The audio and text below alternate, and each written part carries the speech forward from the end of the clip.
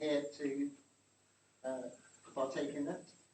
I just got to nip out, but I think you can laugh. Okay. So, before you start, I'll go. But yeah, I'll just tell them that Charles, as you said, you would like to come in the meeting. Yeah. Maybe the next one will send you. Yeah. Okay. Thank you.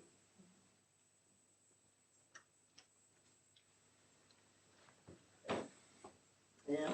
Okay. So I've been at Reform for 9 years. I was quite astonished, to be honest, to work out what that meant. But I've done 90 of our high-profile interviews in the magazine. It doesn't seem anything like that. We also do lots more interviewing than just the big obvious interview. We do interviews for news stories and for digest, so that we can have quotes from people, and some of our articles are based on interviews. So, for example, we had a series of articles hearing from church-related community workers, and they weren't that keen on writing the articles themselves. So we talked to them and wrote down what they said, and then turned that into an article, which so then the article was presented, article by Simon Lovett, and then it says at the end Simon Lovett was talking to Stephen Tompkins or whoever. And then there are the articles where we do a feature on a local church. So, for example, in this issue, the issue that we're working on now, there was an article about Chorley United Reformed Church, who have got a repair cafe, and in that we would, as well as telling the story of the church, we talk to people at the church and include their words and quotations as part of the article to add variety in different perspectives. So that all adds up to quite a bit of interviewing, and so I hope it's useful to reflect on some of that and think about how we can use interviews in local church communications. Yes, thank you. What kind of interview is it? Yes, in Reform, our high-profile interviews are just what we call Q&A. So we don't tell a story about the person. It's simply the question, the answer, the question, the answer. So it doesn't leave any room for anything other than people's own words. And they're 2,000 words long, but if we're just interviewing someone for a quote in a news story, that would be much quicker and shorter. So what you want from an interview shapes how you would go about doing it. And also you might want a video interview to go on a website, which would be different again. Another question is, who is the interview? Who are we talking to? Thank you. If you're interviewing a member of your church to tell their story in the magazine or on the website, then that's presumably going to be quite easy to arrange. A little more difficult sometimes is some of the people we talked to in the magazine. Last year, we interviewed the television presenter Aled Jones, television presenter and singer Aled Jones. A couple of years ago, we talked to Benjamin Zephaniah. Those are like busy, in-demand people. What helped us in both of those cases was that they had something to promote. They had both written books and were trying to get publicity for their books, so they were more available for interview. So it's worth noticing when people are popping up on TV and on the radio, is it because they've written a book, or they've got a film to promote, or is it they're a project that they're involved with that they're promoting? And if they're more available, then we might have a better chance if we contact them then for an interview than we would do normally. It also helped with Aled Jones that although often our interviews might be half an hour or 40 minutes on the phone, I only asked Aled Jones for 20 minutes. That was just about enough to fill the pages of Reform. And people will sometimes be willing to have a shorter conversation when they're not available for a longer conversation. I always record our interviews electronically, however long or short they are, whether it's just for a quote or whether it's for a whole article. I always ask permission before doing that, but I always find, almost without exception, that people are happy to be recorded electronically because they want their words to be in the magazine correctly. And there are special recording devices that you can get. We've got some at work which cost, I think, £50, or you can get free apps for a smartphone to do voice recording. And now we've got Zoom these days, which also allows us to record conversations either in video or in sound files, and then just downloads onto the computer. My policy is belt and braces. Whenever I'm interviewing someone, I'll use at least 2 different recording devices, because once in a while a device will run out of batteries, or I'll press the wrong button or whatever and realise that I haven't recorded it. So as long as I've got 2 devices, or if it's really important 3, then we've got some backup there. I would also suggest on the next slide, I think, is to use a transcription website. If you're just talking to someone, just want a few sentences, you can probably transcribe that yourself. But for a long interview like we do sometimes in the magazine, it might take me, in the old days, 2 days to write out an interview that I've done and edit it down. But I use a website called temi.com, where you just upload the sound files to, and it automatically transcribes it. And it's not faultless, but it's an awful lot quicker than doing it yourself. And it might cost £6 for a half-hour interview, which for me is well worth it. Another principle that I use when conducting interviews, and again, this is whether this is one sentence quotation or a big whole article, is that too much is better than not enough. That goes for preparing questions for the person. I have sometimes found that one person I think of in particular I interviewed, I asked them one question and they talked for 40 minutes. So one question was plenty, and I just had to fight to get a word in edgeways and ask another question. But I also had the opposite extreme, where someone replied in just 1 sentence, 2 sentences, or just a couple of words. And then I was very glad that I prepared more questions than I thought I needed, because I had that backup. And I also, our interviews in the magazine might be 2,000 words long, or it might just be a couple of sentences of quotation. But if I've got 3,500 words down as an interview, or if I've got a couple of paragraphs for a news story, that it's so much easier to do it that way and to have too much and then cut it back down again than it is to ask a person one question and get a 1 sentence reply, and then realise when I come to write it up that I should have had 2 sentences. What do you then do? It's much easier to have 2 sentences and cut that down to 1 than it is to find you've got too little.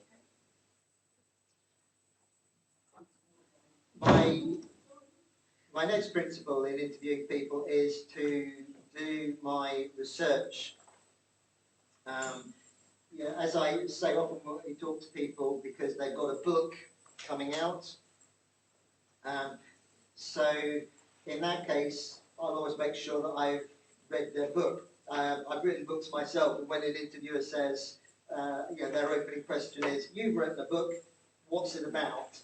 But that's always, a slightly heart-sinking moment. And it's not the end of the world, because I'm there to promote a book, and so I'm very happy to talk about it. But I do find that people respond well to an interviewer who knows something about what they're talking about. And again, this goes whether it's a full, long article that the interview is going to be, or whether it's just a few sentences for a quote for a news story. If you ask them a question that shows you have some understanding of who they are, then they respond better, and it's courtesy, isn't it? And it helps you to ask the right questions if you find out a bit more about who they are, rather than just going in cold. But I'd also say, on the other hand, remember that readers haven't done that research. A former colleague of mine was a good interviewer, but she would be very thorough in her research, and she'd listen to all these interviews that this person had done previously. And then when she interviewed that person, she couldn't bring herself to ask the same questions that someone else had asked, or to talk about a subject that another interviewer had talked about, and would try very hard to just get something new out of this person, when for most of our readers, they probably haven't read any of those other interviews or seen those other interviews, and it would have been just fine to talk about the basics, to introduce this person and hear their story, rather than try to get to talk about something I haven't talked about before.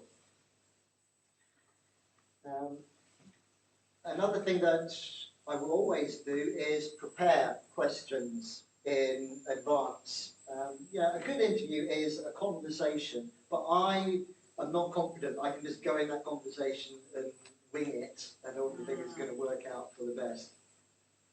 So I will write out all my questions beforehand, and as I said earlier, I will write out more questions than I think I need, because it's always a predicament to find that someone answers your questions too quickly and too shortly,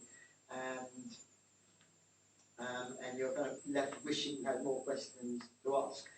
It's always better, as I had to interview someone in the car on the way up here to Wales, to Llandrindod, the other day, and I found in that conversation that the person I was interviewing was a great talker, and was really giving me great answers, but he was answering at such length that I had to drop a whole section of my questions about a particular subject, because we couldn't cover everything, and so I made the decision that we were going to focus on the stuff that he was talking about, and we were going to leave some subjects to one side. So on the one hand, I would say prepare questions, but it's also good. Thank you. That's very proactive. Thank you. Very good. But yeah, be flexible. It's great if your interview is a whole conversation, to be able to respond to what the person says. You don't know what they're going to say, and they might come up with something really interesting. And if all you've got is to go on to your next question, that's a shame, because it's better to respond to what they've said and to follow up that, and to take that in a new direction rather than sticking to what you've prepared, I think. And it might also be, again, this happened to the person I was interviewing in the car 2 days ago, that I asked the first of my 6 questions, and in responding to that first question, he answered all 6 of those questions, because, you know, I was wanting to go through the story he had told in his book, and he, once I'd started him off on the story, went through the whole, you know, several more stages of the story than I expected. So there was obviously no point asking those questions again, so it was drop those and go on to another question. For no particular reason, I'm being a bit mysterious as to who this person was, but you'll find out in the next issue of the forum. The next thing I would suggest is, in the interview, to cover the basics. So, if necessary. What I think I mean by that is that our interviews in Reform are just Q&A, as we call them, question and answer. So there's very little editorial input from me. It's not an article with an interview contained within it. It's just my questions and their answers. So I will explain that to the person I'm interviewing, because they might assume that I've read their book, and so then I'm going to tell the readers about their book, and then they're just going to answer questions all of that. And I tell them, I need you to assume that readers haven't read the books, and we're going to talk about the book, and you need to tell me what's in the book, even though I know what's in the book, because our readers don't know what's in the book. So, I'm not afraid to talk to them about things that make me look ignorant, because I'm not being ignorant. I just, you know, I need people to talk to the readers without assuming that they know something that I know.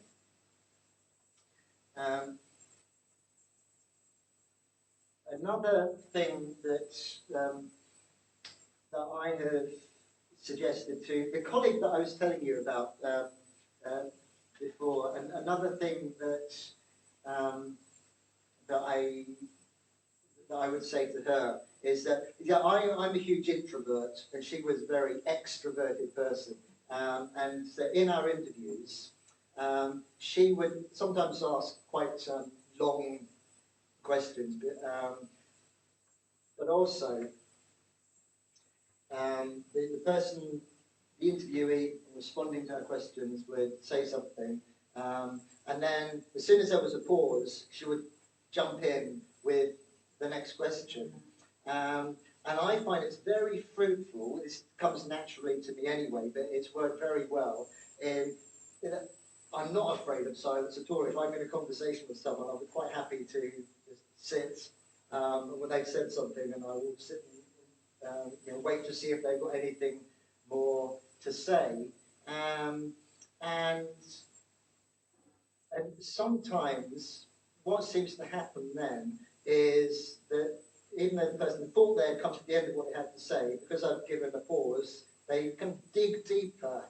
And because they keep talking, they've said everything they're prepared to say, because they've got to say some more, they've got to improvise a bit more. And it somehow seems to go a little bit deeper, and the conversation reaches another level that it might not have done otherwise. So that's my personal thing, I suppose, really. I quite like silence in an interview. And my next suggestion is to tidy up their answers. Again, this goes for whether it's a full-scale interview, like we have the high-profile interviews in the Reform, or whether it's just getting a few sentences for a news article. Obviously, you can't do this in a video interview, or not very easily, anyway. But again, this person that I was interviewing in the car a couple of days ago pleaded with me to do this. Said, please, make my words better than they are. Most people don't do that, but I do it anyway because the way that we talk is so different to the way we write. And if you simply transcribe exactly the way that I'm talking now on the page, I feel like I'm being reasonably fluent, but if you see it on the page, it turns out there's ums and ahs and unfinished sentences and people using too many words in a way that you wouldn't use so many words if you were writing the sentence on a page. And it's, I think it's reasonable. It would make me look really stupid if you wrote down this sentence I'm saying now and put it in the book, because it's a little bit more inarticulate than I would hope to be in writing it. And we don't want to make people look stupid. We want to make them seem coherent.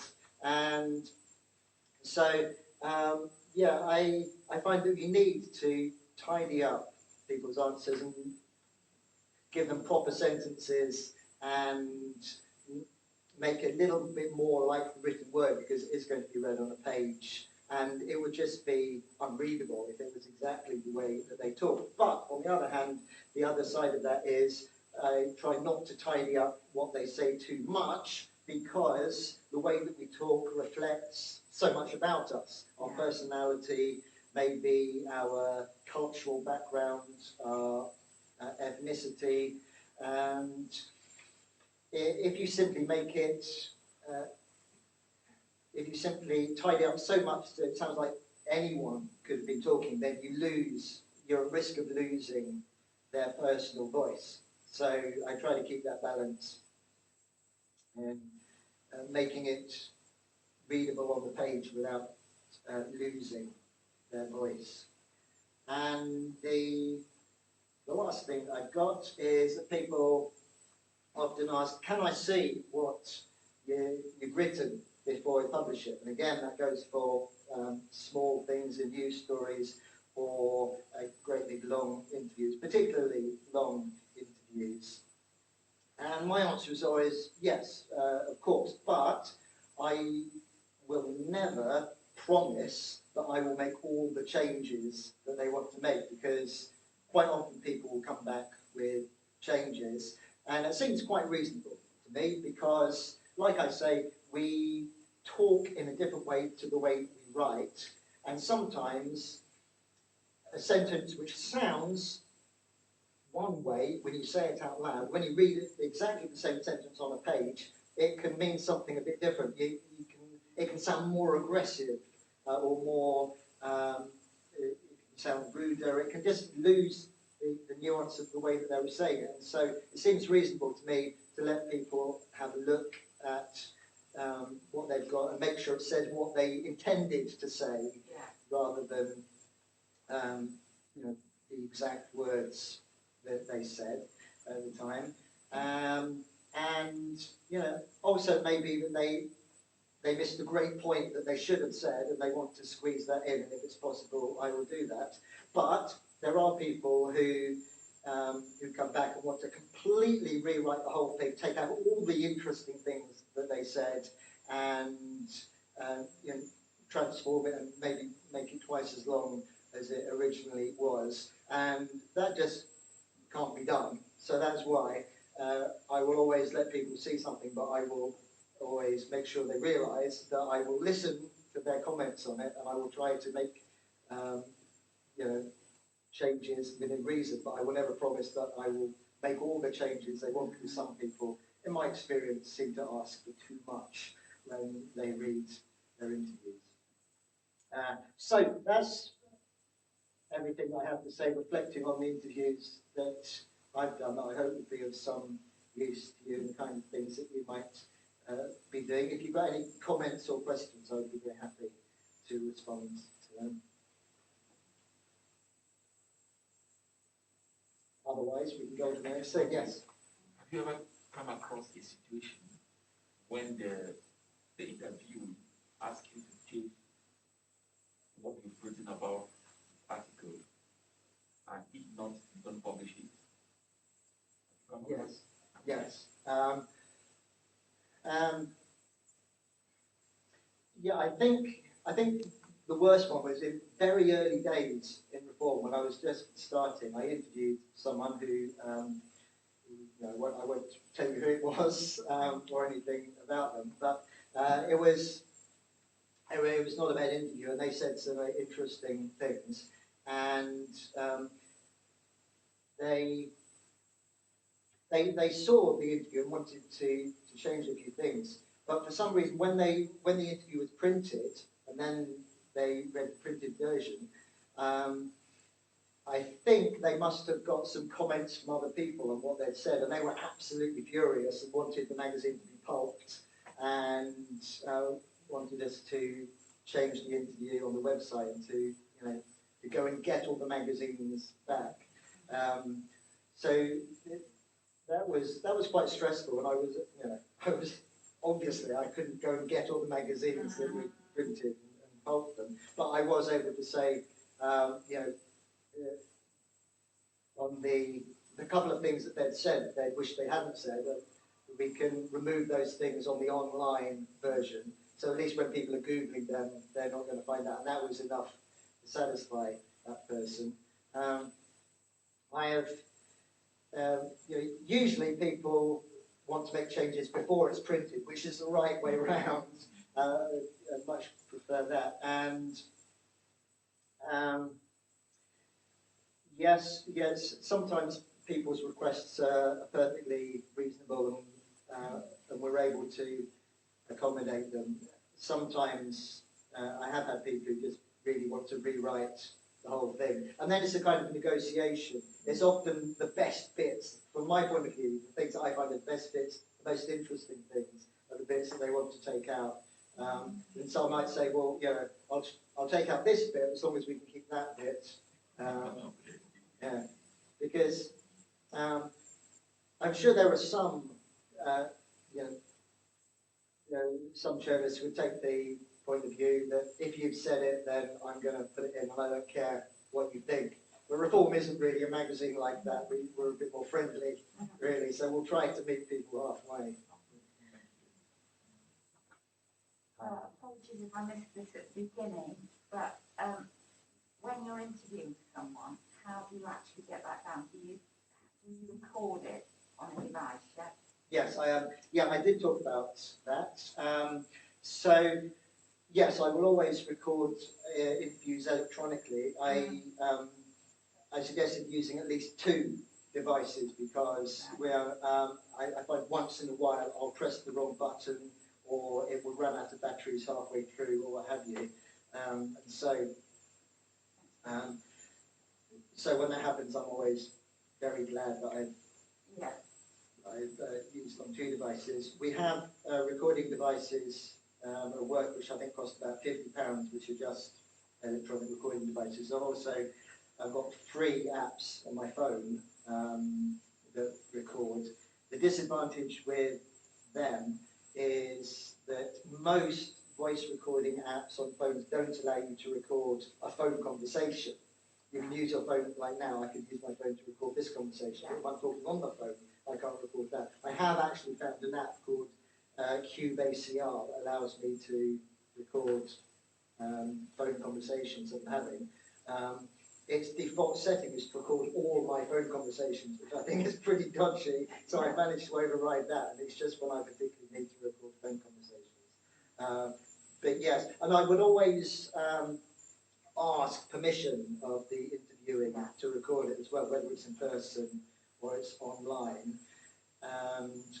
I've almost always found that they're perfectly happy for that because they want their words to be recorded correctly rather than half remembered. And Zoom I find is great as well because there's a recording facility on Zoom, and so the way that works is that at the end of the conversation, when you hook up, it then downloads straight away the sound file. I don't suppose it's downloading, it processes the sound file and also the video file and saves that, in my case, on my laptop. And then what I will usually do with that is upload that sound file to a transcription website because, this is another thing I said, that in the old days, transcribing these interviews, if it's a 2,000 word interview, like our 4-page interviews in Reform are, then I might spend 2 days doing that. But, transcription websites can do that instantaneously, and the cost is something like £6 for 30 minutes. It varies, I'm not sure exactly how they price it, but if you're doing long interviews, I find that an absolute lifesaver, although it's not perfect, especially not with my enunciation. So you'd have to go through and correct it, but it works really well. And also the transcription websites, there's you can set it to remove all the ums and ahs and any other redundancies like that, which is nice to do. I'm just sorry. Yeah, I'm just wondering with that transcription device, because my experience is things that will transcribe at times doesn't make sense. Yes. To get it from the voice. Yes. I found when I started out using transcription software, it was so inaccurate that it wasn't worth it. I was spending as long correcting it when I would have done writing it out in the first place. The website that I use, Temi, that's TEMI.com, I find